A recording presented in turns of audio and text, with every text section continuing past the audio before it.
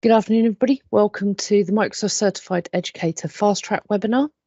Today we'll be talking about all things related to the Microsoft Certified Educator exam, how to get started, some key tips and some key thought processes around the MCE. My name's Sam. I am a former English teacher. I'm now senior consultant with Tablet Academy, providing training, consultancy and advice around the use of technology in the education sector. I often present on behalf of Microsoft, but most importantly for today's session, I'm actually a Microsoft Certified Educator myself, and I have delivered training around the use of around the Microsoft Certified Educator exam as well. Tablet Academy delivering this webinar today on behalf of Microsoft. So we are a global training partner, and we often present a range of different webinars available. Please do visit our website ta.education to see any future ones that are coming in the next few months. And I'll also show you now that you have a Wakelet available to you where you can effectively link into those upcoming events as well. So do scan the QR code for this Wakelet. It will take you to a wealth of resources around both the MCE and also some different things from a Tablet Academy point of view to support kind of things moving forward. Okay, so what is the MCE? Effectively, the Microsoft Certified Educator exam is not a click here, press there. It's not looking at, sort of, do you know where all the different features of Teams are or anything like that at all. It's much more around actually looking at, do we have the skill set to apply digital technology in teaching and learning in a meaningful way, thinking about kind of the 21st century and so on. So when we think about the MCE, it is underpinned by the principles of 21st century learning design, which is a body of research that was done by the Institute of Teaching and Learning. And what that does is really helps us to look at the way that technology fits into 21st century learning. Okay, and the way that we can actually harness technology to help students in terms of engagement, in terms of building their own digital skill set and thinking about sort of making those learning experiences richer and deeper. So the benefits of taking the MCE exam. First and foremost, there's a personal kind of benefit here. So obviously from our own sense of moving forward, it will help us inform our planning. I think the one thing I found when I took the MCE exam is it really made me then consider when I was planning any kind of future learning opportunities that actually where can I think about kind of how collaboration fits in, but not just thinking about collaboration in the classroom as I normally would in, say, group work and that kind of thing, but actually digital collaboration and how we can use the tools to make that kind of expand and move forward. And across the different pillars of the 21 CLD kind of framework, that really actually now underpins my thinking around kind of planning. And I think for a lot of educators who've taken the exam, that is also the case. So really, one of the most important things is thinking about the student skills. So thinking about the digital skill set for students. If we think about the employment that they're going to go into in the future, if you think about future education, so sort of whichever sector you're working in, whenever they're moving on to the next one, effectively sort of what skills do they need to be successful in that environment. And when we think about it, digital skills is a really key part of their way of moving forward. I said I'm an English teacher at the very beginning of this. I very much am passionate about the subject that I used to teach. And I think, sort of we get very much kind of focused in on our subject areas, and that is obviously, sort of key and important. But I think every teacher has the responsibility to make sure that students are prepared for the future. And that now is very much kind of digital skills is now very much a part of that. It's also great for professional development, developing discussion with colleagues, looking at how we develop our practice kind of moving forward. And really, actually, what we should be doing is putting a fourth pillar on the end of that, and that's called saving time. Because when we start to think about, how we can really harness the digital skill set within our classrooms, and we think about the MCE as kind of part of that journey, really what we should be also doing is making things more effective and more efficient, and in which case we're saving ourselves time. So, sort of in the long run, that can be a big part of the personal impact too.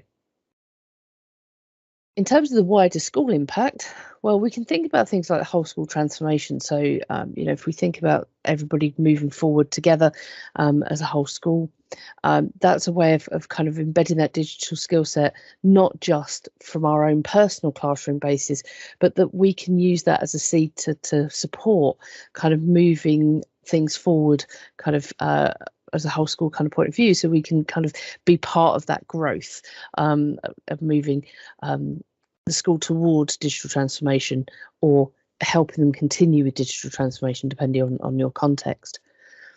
If your school is applying to be a showcase school, so is either applying to be part of the incubator program, is already part of the incubator program, or is an existing showcase school, the MCE forms a part of that. So for all showcase schools, there is a requirement for educators to be, sort of a percentage of educators to be MCEs.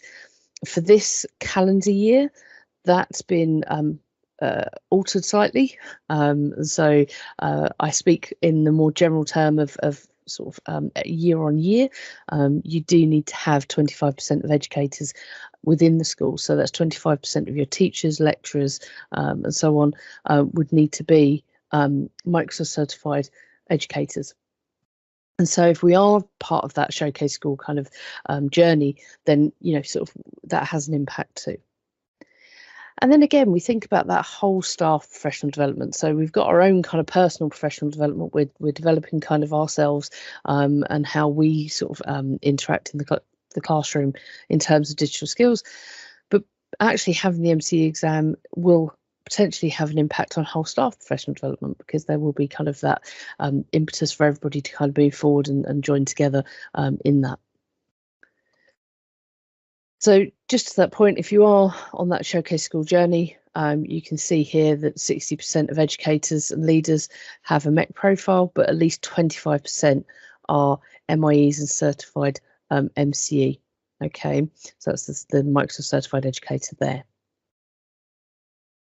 Okay, so when we think about the exam fundamentals, let's think about the core things that we need to know about the exam itself. Okay, so the first thing is we start off by preparing for the exam. So we're going to talk today about kind of different avenues that you need to prepare, and you can do that using the Microsoft Educator Centre. Okay, if you are well aware of the Microsoft Educator Centre, you might well have seen that a lot of the content is moving to something called Microsoft Learn, and so you can kind of go in through this route into the Educator Centre, and depending on the course, the likelihood is that's going to push you to Microsoft Learn, and in the coming months there'll be a full-scale move to Microsoft Learn. So you'd start by going into the Educator Centre or Microsoft Learn. Okay, you'll end up in the same place either which way you go, and you can prepare for the MCE there. So when we talk about 21st century learning design as a course, then effectively you can prepare there. And also if you are looking at preparing around other things like Make Code or Minecraft, there's also courses that you can take to prepare for the exam there. You can practice using something called geometrics, which I'll show a little bit later on. Okay, so there are practice tests that you can take through a system called geometrics. Okay, and then effectively you can sort of practice both in timed fashion, and you can also kind of go through kind of at your own pace as well. You need to think about where you're getting your licensing from. Okay, so every Microsoft Certified Educator exam comes with a cost, so effectively you have to kind of buy a license in for that, although do watch out for there are sort of testing events that happen throughout the year. So things like BET often comes with sort of the opportunity to take some exams without cost. Things like Cert Matters Live as well happen later in the year. Okay, so if you manage to get that via a free testing event, great. Otherwise, you need to think about kind of purchasing that license. And if you are working within a school environment, then I would suggest you kind of do that through the school environment. And effectively, your school would purchase those licenses from Prodigy. Okay. You then go through the process of taking the exam. So if you think about it, you've prepared for it, you've practiced using the practice tests, you've got your license. So you're going to go into something called Certiport and you're going to take your exam. Okay, so we'll go through a little bit later on about that process.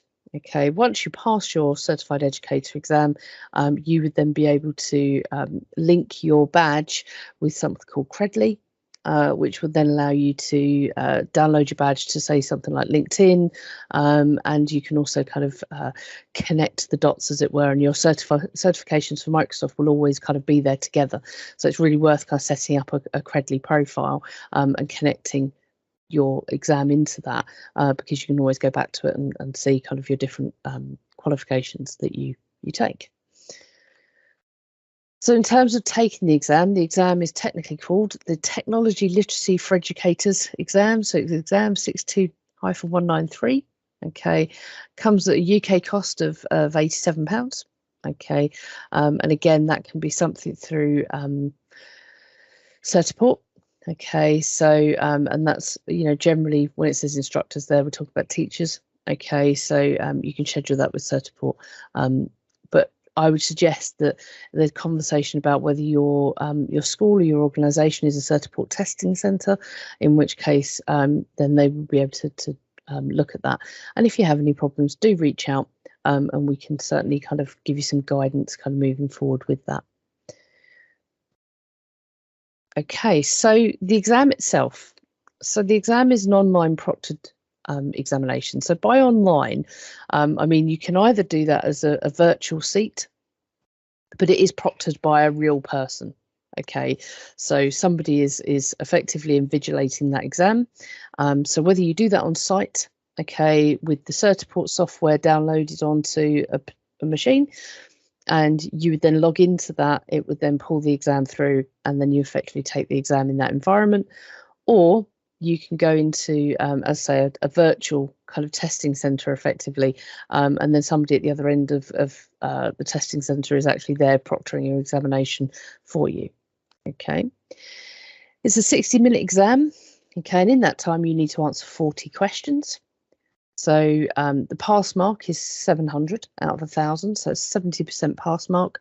The questions will be a variety of different types, and there will be a larger collection devoted to 21 CLD. So it's roughly about 3/4 are focused on 21 CLD, and the other quarter kind of around sort of different Microsoft tools. So it's not an exact science in that sense, but it is roughly about 3/4.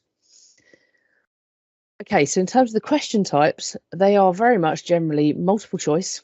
So either single, you know, sort of this is the definitive answer, multiple answers where you kind of get to select different parts of a scenario.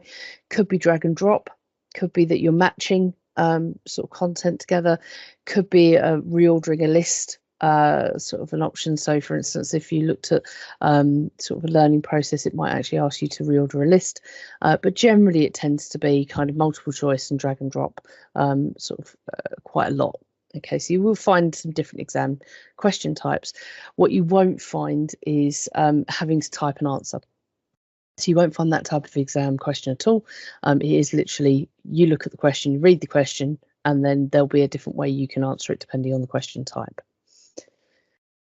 Okay, so here's an example question. So this one is based on 21 CLD, which we're coming to talk about in a moment, but I just wanted to kind of show a brief kind of example question here. So, you know, sort of this is taking a learning scenario, and this is one where we're looking at the real world problem solving and innovation strand of 21 CLD. Apologies, I'm calling it a strand. Actually, they would call it a dimension in the 21 CLD course, so that's something to point out. But so this question is kind of looking at real world problem solving. So we would look here, read the scenario, have a read through the different kind of points, and then knowing what we know about 21 CLD from taking that course, we would then be able to apply our knowledge and understanding around that and be able to say, right, okay, well, actually, it's at this level. And then the next question might be, well, how would you take that and move that on to a more developed level in the 21 CLD rubric? So it's, you know, sort of generally it's quite often a lot of reading to do within the questions themselves, and so that's something to be aware of.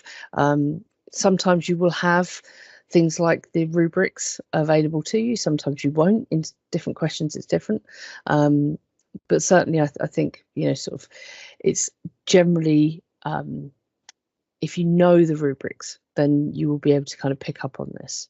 So let's go and have a look at that now. Okay, so 21st century learning design, okay, we said was designed as a result of research that was carried out by the Institute of Teaching and Learning, mainly in Ireland, but it was global. So there were kind of different inputs from Scandinavia, from Asia, and so on as well. But a lot of it was actually carried out in Ireland and centralised in Dublin.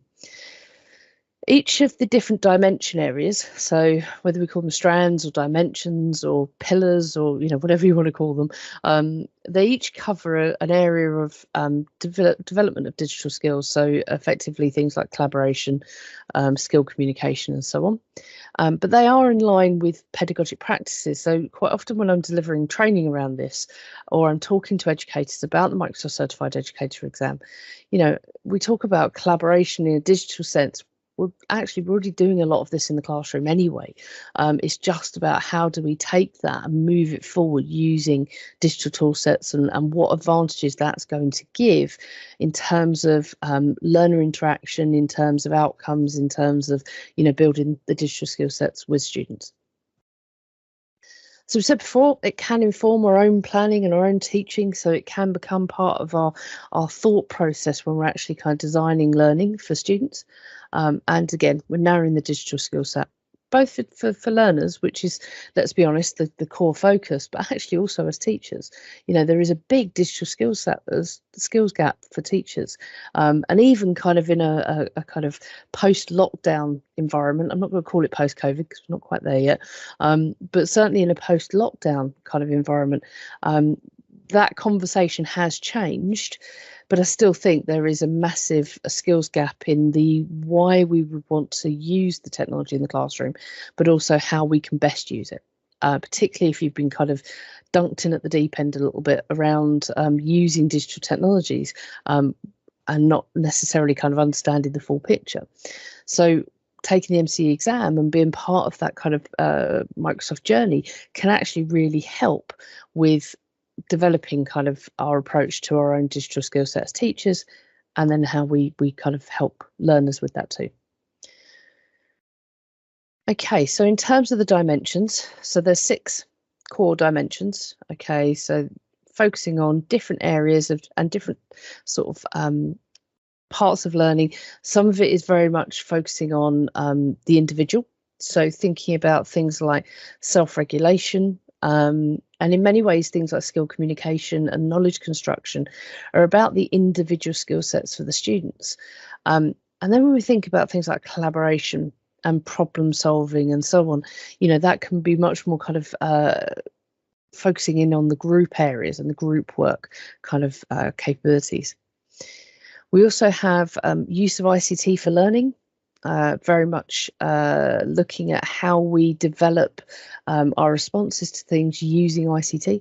And I don't mean creating Word documents or Excel spreadsheets or even to a point PowerPoints, although, you know, there's a bit of crossover there. It's more like developing apps to solve a problem. And thinking about how we use ICT to kind of, you know, these do all link together. So how do we use ICT for learning to construct our knowledge around something? How do we use ICT for learning to solve a problem? So this is very much kind of against the grain for, you know, sort of what I would call old school understanding of ICT, and thinking more actually about students utilising the digital tools they have available to them to really extend kind of their experience within the classroom or their outcomes that they're producing. Okay, so in each of those dimensions, you have some key sort of ideas that you kind of are replicated throughout each of the ones. So there's 3 things. Okay, it's the big ideas, rubrics, and decision trees. So let's start with the big ideas. So each dimension has some key sort of overarching ideas, okay, and those overarching ideas underpin the core theory of that dimension, the rubrics, and the decision trees. Okay, so that's effectively kind of the mark scheme for that particular area, and then how you decide kind of where a learning scenario would sit within that. Okay, the whole idea for the exam is that you can apply the big ideas to learning scenarios. Okay, so there's a core kind of element of being able to say, okay, well, you know, sort of, yes, that is sort of they're creating learning kind of environments together with substantive ideas, for instance, in collaboration, or that they are using multimodal communication in skill communication, that kind of thing. So effectively, there are different big ideas that underpin the learning scenarios. So then you have a rubric. Okay, so this is the one for real world problem solving. Okay, and so effectively what it does is it moves from lower to higher. So generally one is that they're not really doing kind of much around whatever the rubric is focused on, and then it's how much they're doing sort of as they move forward. Now, key tip, generally the things in bold, okay, are part of the big ideas. Okay, so in this one, problem solving and real world problem solving, so not just kind of solving, say, maths problems and that kind of thing, but then being able to apply that maths problem to a real world sort of scenario.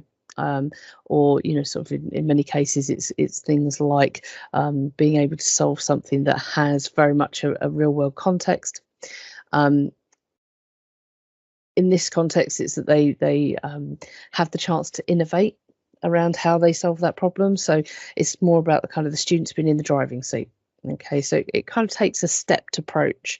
There's a part of me that kind of wants one to be on the bottom and take a stepped approach up the ladder, as it were. But in this case, it is actually down the way. So effectively, one is the lowest level up to 4. So in terms of the exam, if you were faced with that question that we looked at earlier with the veterinary practice, where, you know, the vet wants them to look at how they advertise the services of the veterinary clinic, that's lovely, that's a real world problem. And then, you know, are they given the opportunity to innovate around that? Is then kind of pitching against this rubric. To help you do that, you have something called decision trees. Okay, so you can basically kind of, you know, sort of go through the flow chart and say, right, okay, is it problem solving? Yes. Is it real world? Yes. Does it require innovation? Yes, it's a 4. Okay, so that's a nice kind of quick way to look at a learning scenario and say, right, okay, does it tick that box? Yes, it does. Okay, is it real world problem? Yes. And then you can kind of move sort of through that way. So you have these decision trees to kind of utilize. You also have anchor lessons. Okay, I'll show you those in a moment, but you have some anchor lessons that basically are example lessons. They're real lessons that teachers have created. So although it says they're example learning scenarios, they are actually real learning scenarios. Some of the ones that were used during the research phase. So it wasn't that they were designed to be sort of ideal lessons necessarily. Some of them, you know, very much kind of actually don't meet the criteria, okay, because they weren't designed for that. It was effectively part of the research looking at where does, you know, sort of the digital skill set come in. So when you find the anchor lessons, these can be really useful in preparing for the exam, because that gives you kind of effectively really good practice looking at the anchor lesson, working out where you think it sits on the rubric for that particular dimension, and then you can find the answers and actually check kind of your understanding. Okay, there are different ones that are sort of useful for different dimensions. So there's a whole swathe of anchor lessons. In theory, what you could do is actually mark all of the anchor lessons against all of the dimensions. They're all lessons, so effectively they'll all sit somewhere. But there are ones that are sort of more relevant for particular dimensions. Okay, now to find that out and be able to find that content, okay, there is a OneNote notebook that you can access. So let me just bring that up here now. Okay, so When you start the learning path in Learn for 21st Century Learning Design, you'll find in the introduction phase that there is a link to a OneNote notebook. Okay, so just for the purposes of this webinar, I'm just going to shorten the process and actually bring us straight here. Okay, and effectively there we can see the anchor lessons. Okay, so we've got a list of them just there.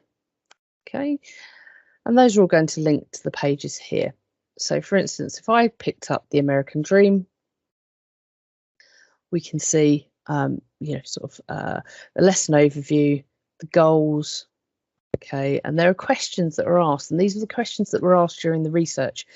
So that can be really useful when you are actually preparing, because you can start to be thinking about, you know, sort of where this applies to different learning rubrics. So for instance, where it says, you know, does this have learning goals in more than one discipline? Okay, that's part of knowledge construction. So, you know, sort of you start to think, oh, okay, hold on a second. Yes, it does. So when that's in knowledge construction, that might go up the levels in the rubric there. So you can kind of start to look at that in that sort of context. So you can go through the series of questions, and once you get past the questions, it'll actually, you know, give you the resources that the students get, the project requirements, kind of, you know, what they did to get started and so on. Okay, and then effectively you can decide kind of where this sits. Now you also have down here a summary of the results. It is suggested that you don't kind of just jump to the answers, and that you do kind of give it a try first. But if you do want to kind of look at the answers to different kind of lessons and see where they sit, effectively, if we were talking about real world problem solving here, we can then see kind of what happens with different anchor lessons, what code is, and what the rationale is as well. So if you're not sure about something, it will actually give you kind of why that sits at that particular level in 21 CLD. Okay, so this participant notebook is available for anybody to view and find, and I've put it into our weight clip. Okay, so you'll see that there. Okay, it's the updated 21 CLD notebook. There is a historic one for pre-2022 with some slightly different design options, less anchor lessons and so on. So this is actually the one you really want, okay, which is the updated 21 CLD notebook, and that will take you to here. Okay. Okay, so where did the Microsoft tools fit into this whole kind of conversation, this whole journey? Well, a lot of the questions will be 21 CLD related, so they will relate to those rubrics and those decision trees. They will be questions like, you know, where does this sit, or how will you take this to the next level, or, you know, what do they need to do to be able to move to a level 5 in that particular area. However, there will be questions that will relate to the Microsoft tools. Okay, so I would suggest we know our Microsoft tools. Okay, so that doesn't require you to necessarily have an in-depth knowledge of things that you are not completely aware of. We'll get to Make Code and Minecraft in a moment, but certainly, you know, sort of know how Teams can be applied, know, you know, sort of the different things around Teams, particularly things like assignments and rubrics. Looking at things like in meetings, using breakout rooms, you know, different learning parts of those tools. Okay, sometimes the questions could be as simple as student wants to share a file, what do they use? OneDrive. You know, sometimes, you know, so you don't have to kind of overcomplicate things. Sometimes the questions will be, you know, around the tool set that they've got available to them within 365 and across the Microsoft suite. So in some cases, it might be actually something related to Windows 10 or 11. Certainly, you will find there are options for questions around accessibility. So things like the immersive reader. You might find their questions on Flipgrid, for instance. So the question bank is kind of updated sort of at different intervals. Okay, so for instance, when I took the exam, which was a while back, we weren't really talking about Flipgrid at that point, because I took the exam at the very first point you could take this iteration of it, which is about sort of, I think 4 odd years ago now, 5 years ago. So effectively, you know, we weren't necessarily talking about Flipgrid as much as we are now. And so, you know, so that may well pop up as a question. Know your Microsoft tools. Okay, so even if you haven't used Flipgrid before, or even if you haven't used, we'll come on to MakeCode and Minecraft in a minute, definitely know what they are and sort of how they can be used in the classroom. I think that's sort of the basics. And if you don't know those tools, there's no harm in kind of popping over to the Microsoft Educator Centre / Microsoft Learn and actually taking the introductory courses on those. There's a lovely one on Flipgrid, there's a lovely one on Minecraft, or series of ones on Minecraft that you can go and take quite easily. So I definitely think about your core pillars for Microsoft. Accessibility is a big part of the Microsoft conversation around education. Obviously things like Teams, but then the other things that you might not necessarily kind of think of immediately if you don't use them, things like Flipgrid, one of them. Okay, I definitely advocate exploring that if you haven't already. And then you've got other things like MakeCode and Minecraft. So I said at the beginning, I'm an English teacher, or I was an English teacher, in terms of my experience and my training. Something like MakeCode, if we're being really honest, something like MakeCode is probably not going to have made its way into my classroom. And even if I was to go back into the classroom tomorrow, it's still probably not going to make its way into my classroom. Having said that, I'd love to see kind of how it would, and I would be open to it. But I think for most of us, unless we are computing teachers, MakeCode might not be something we've experienced before. So I would suggest jump online, go to MakeCode online. Okay, you can just do a Bing search for MakeCode, and go and have a look at that. Block-based coding, and can also be kind of more sort of high-level code-based coding. But if you're not aware of MakeCode, I'd suggest you go and have a look and kind of see how that works. There are courses again on the Microsoft Educator Centre about that, so that's something worth looking at. Definitely also think about Minecraft Education Edition. So again, even if Minecraft for you is what sort of your kids or sort of siblings or whoever kind of plays or did play, perhaps I think it's worth understanding kind of where that sits within the education sphere, and certainly kind of how that can be used, because that will form potentially some of the questions. So you definitely want to kind of know about that. And again, Microsoft Educator Centre if you're not sure. Okay, so practice tests. So you have a system called, and it almost sounds like I'm saying geometrics. I'm not. It's just my accent, but it's G-metrics. Okay, which is effectively the practice test environment. Okay, so I'm just going to take you to that now. Okay, so I'll just bring that screen across. Okay, so effectively this is where your practice tests will sit. So you can log in with your Microsoft credentials. Okay, so that's just going to log me in there. Okay, and so this is not free. Okay, that's something to point out. That would come potentially as part of your license that sort of your institution can buy for the exam, and effectively you'd be given a code that you would redeem, and then effectively that gives you a practice test that you can do.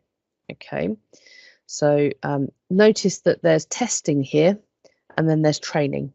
Okay, so I did say when you're taking the practice test, it can be that you do that under timed conditions so that you can test kind of how long it takes, and you can then flag kind of the questions that you're struggling with, and it will also flag once you've taken the test kind of which ones you have done. Okay, you can then also take a sort of a training route where you try a question, answer it, it tells you whether you got it right or wrong, gives you the right answer if you got it wrong. Okay, and then you can flag that question as one that sort of you need to work on. So let's have a look at that now. So if I just pick this up here. Okay, so here's a question. So it's asking kind of from the skilled communication rubric, and there's the rubric there. I would absolutely advocate learning the rubric kind of as much off by heart as you can, because you won't always get it in the question. That's number one. And two, it's a lot of text to read. Okay, so the less text you've got to read, we know that the more your brain can process the actual question, and you can focus kind of on that. So you can go through and then effectively say,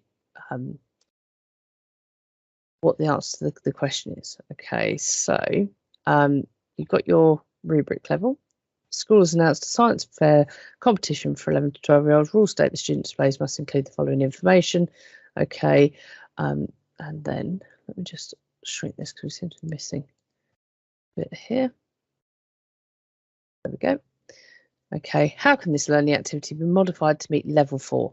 So when we said before, it was kind of a, sort of picking the right option to move it to level 4, or it could be a trick question, or not trick, but certainly kind of trying to get you to kind of definitely pick out the right answer. It could actually already be a level 4, in which case, in some of the questions, it will actually say no changes needed. In this one, it doesn't give you that. Okay, so you would pick the answer. If you want to mark that for review, you can. Okay, and you can always kind of save and come back to this, and you can also look at which ones you've reviewed there. Okay, so this can be a really useful kind of space to practice the different exams. Okay, save and exit. As I say, you can come back to that later. One voucher code for this will give you 10 instances of practice tests.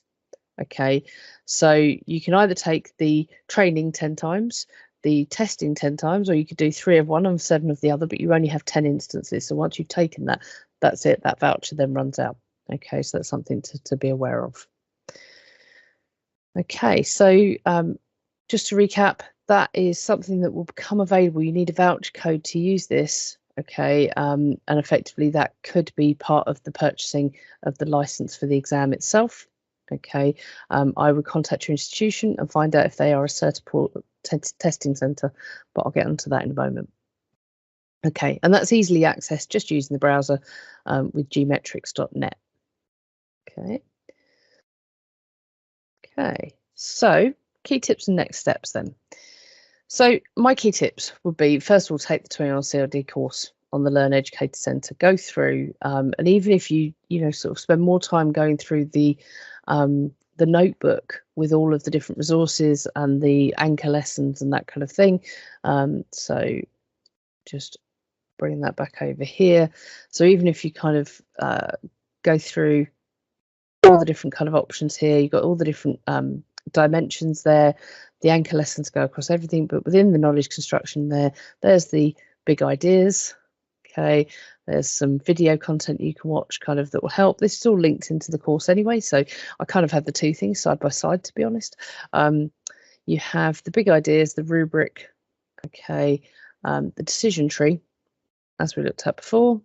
Okay, and then some examples of actually that in action, potentially in classrooms and so on. So there's some different examples of that particular strand in action. Okay, so I definitely advocate kind of using that notebook to kind of really get your head around 21 CLD, because it really does underpin, sort of a large amount of the exam. I can't advocate enough learning the rubrics. The more you've got that off by heart, to be honest, the easier the exam will be.